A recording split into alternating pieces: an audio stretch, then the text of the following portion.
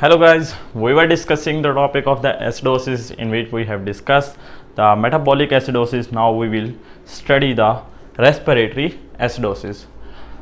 In respiratory acidosis, there is a hypoventilation, that is the too slow breathing, which is not maintaining and which is not actually the demand of the body or a cell.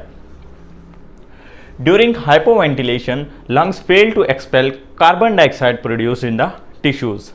When this carbon dioxide is accumulated in the tissues, it then react with the water. They form the carbonic acid. Then carbonic acid converted into the H plus ion and HCO3 minus ions.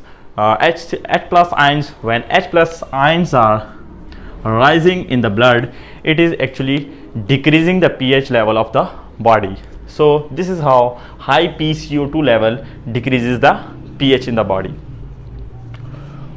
What are the different causes of this respiratory acidosis?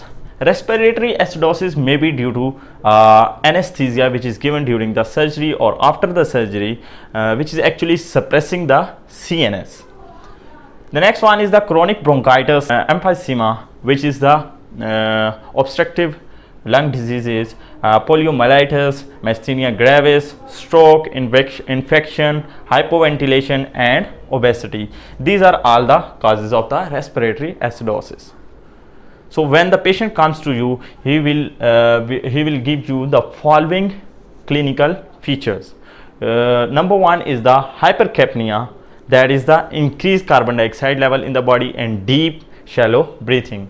Dyspnea, confusion, hallucinations, tremors, sleep disturbances, CNS manifestations are increased in respiratory acidosis. In metabolic acidosis, CNS is also involved, but in respiratory it is enhanced, increased. CNS effect is increased because lipid soluble CO2 can cross the blood brain barrier, so it is affecting CNS more.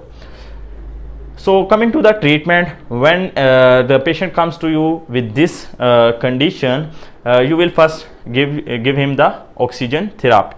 Then you will manage him on the ventilator support. If the condition is further severe, you will shift to the alkali therapy. Alkali therapy is used when the condition is severe. That is the condition of the pH is below 7.15. Some bronchodilators and corticosteroids are also given, which is actually given in the bronchospasm. So these are the clinical features and treatment involved in the respiratory acidosis.